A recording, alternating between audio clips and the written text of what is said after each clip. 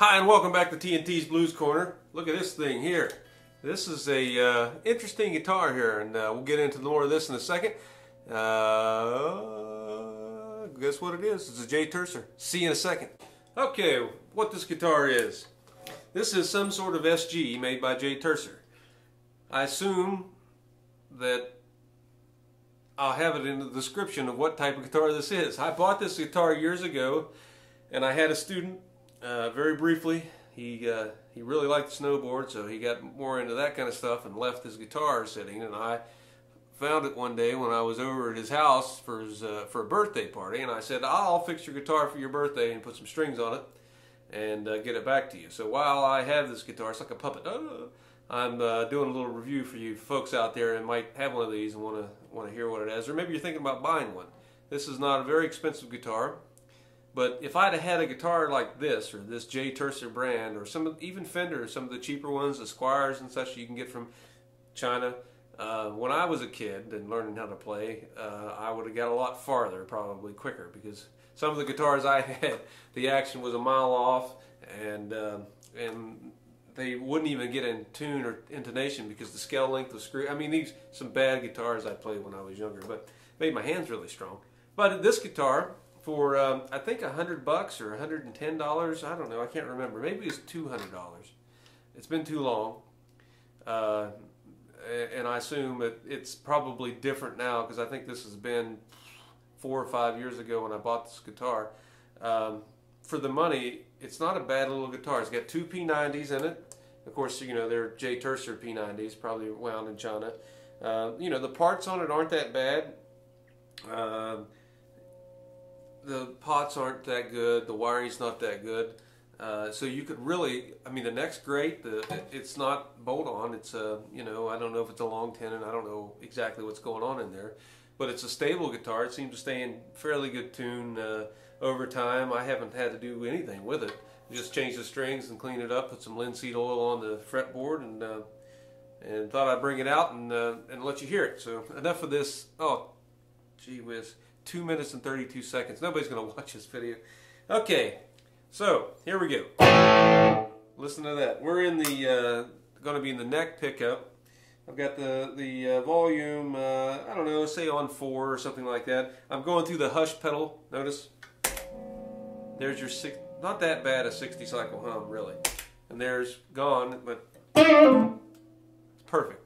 If you don't know about these pedals, or if you always thought that all those hush pedals are for those, you know, guys that play really heavy and they want, you know, to be playing something, stop and have no sound, and they've got so much gain they have to have them, or there's just like makes all this noise. That's fine too, but really it does well with a single coil. All you got to do is make sure you have your volume up enough to overcome the limit or the gate on here, or it will kind of tail off and cut out. And if you're looking for staccato, if you like a staccato sound, leave that down a bit, and it'll, instead of letting the sound wave taper off, it'll just cut it off, and you get these real staccato sounds. And I assume that's another reason why people you know, play really fast, kind of heavy stuff. They like these because that makes everything sound real. You know, it really will take away some of your mistakes. But anyway. Okay, this is, I've got my tone all the way up. I've got the volume up about maybe 5 or 6, and I'm just going to play a little bit and let you hear it.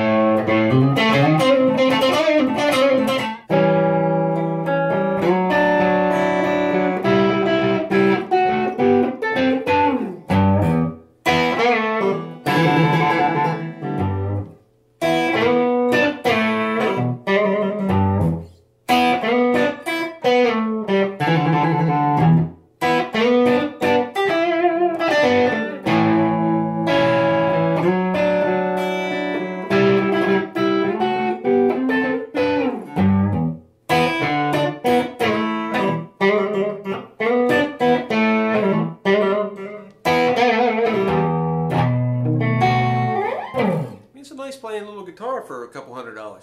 The P90s are versatile. You know, they clean up when you come back off of them with the right amp and the right pedals. They don't. What I like about P90s, even single coils, and of course humbuckers have this problem. When you back down on the volume, it starts tinning. What I always call get tinny, kind of more treble, and you lose some of the bass. It depends on the pots you have and the capacitors too, but sometimes it's the opposite thing. But with a P90, when you turn down the volume, it stays really sweet. And also in your pick attack,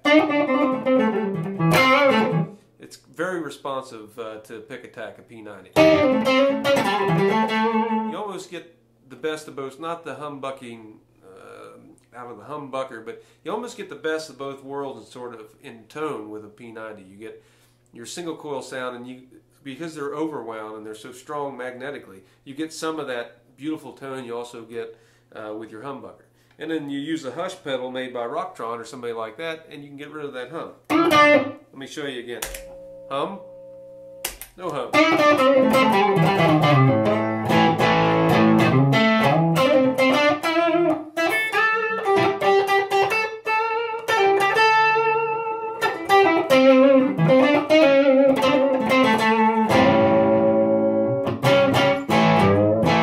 So it's going down to the middle here.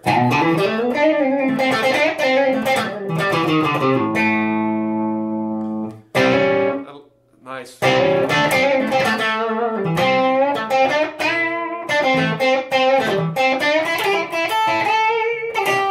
I didn't say it already, I'm going through the Soul Food, and I've got the Luxury Drive. Luxury Drive is real low. It's only about 2, maybe on 2, because that sucker's really loud. I'll be doing a video on that soon. And I've got the Soul Food. I've got the treble up right in the middle. I got the volume just a little bit before, about 11 o'clock, and I've got the drive on about you know, maybe 9 o'clock, somewhere around there.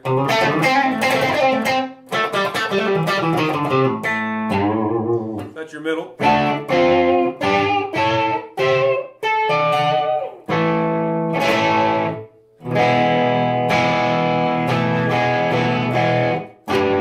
Let's get a, and then you hear that, yep. Then back up. Of course, I'm a little bit out of tune now, but P90s just clean up so nice. I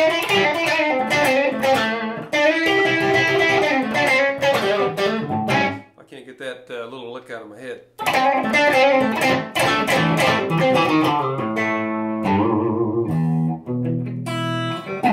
We'll tune up here a little.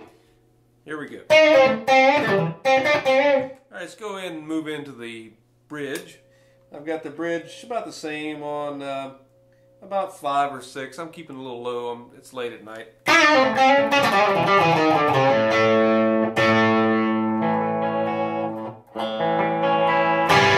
So just hit a little louder, harder, and then hit it softer. I love these P90s. Even these. I mean, can you imagine if you had some Jason Lawlers in here, or you know, a good pick, you know, good manufacturer pickup. The Seymour Duncan would be good, or of course I love the Lawlers. I have a really nice bridge pickup in my one of my Strats. I'm going to be doing a video on here soon as well. Maybe a Lindy Fralin.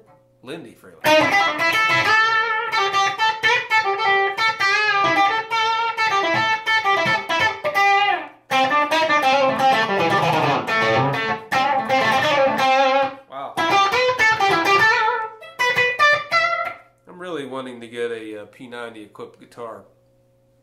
I'm hoping that someday in the future I'll be able to get myself some cash together and get a Les Paul Jr. That's what I'm looking for. Of course, I'd love to have a 50s Les Paul Jr., but that's not going to happen. But maybe you know, something around the 90s, or you know, maybe even a little bit newer. The new ones have the auto tune on them for the 2015. How about you tell me what you think about that?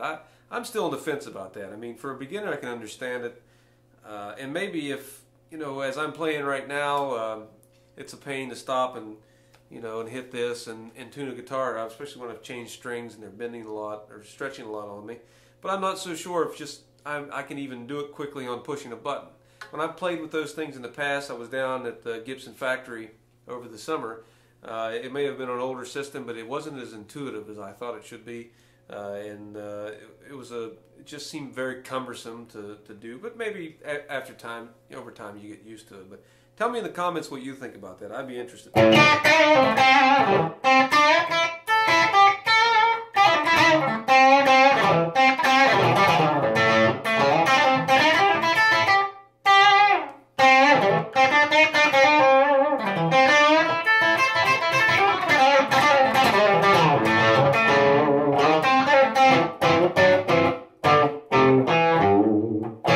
Nice little bite in that P90. But when you play it softly, I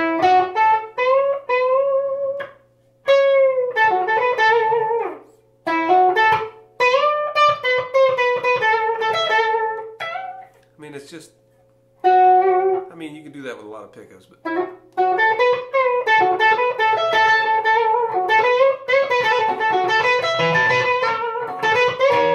and then play hard.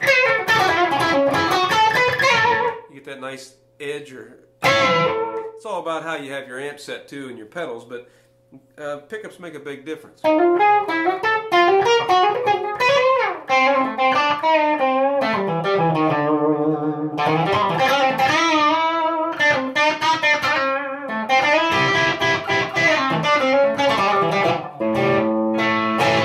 Anyway, I just want to do a quick little video on this. If anybody's is on the fence about buying a Jay Turser, this little SG plays pretty nice for a couple $100 or whatever this. I don't remember what this cost, and just look it up online, or maybe I'll put something in the description. But it's not a bad little player.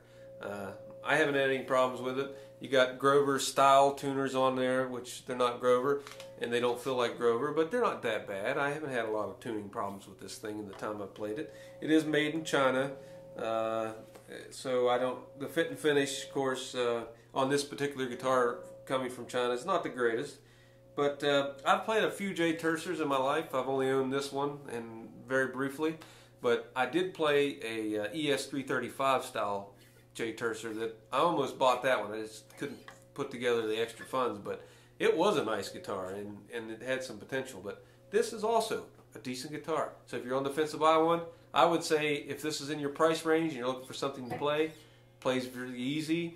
It's fairly stable. You know, if you're in a climate like I am, where you know all you got to do is just adjust your truss rod a little bit, and you're good to go.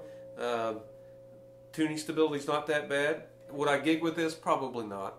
But if with some time and some work, and you know, you're going to have to do some things during your gig, a lot of tuning probably, and maybe not. I haven't tried it, but I don't think I would gig with this unless I changed the electronics. So I knew that without a shadow of a doubt I'm not going to have any failures. But after that, you bet your ass I would. So not a bad little guitar. So I hope you got something out of this. If you got any questions, you want to hear something different, or you want some more information on this that I might be able to provide, leave a comment. You know, I like to get back to everybody who leaves the comments. So have a great day, and I'll play you out, and thank you for watching the video.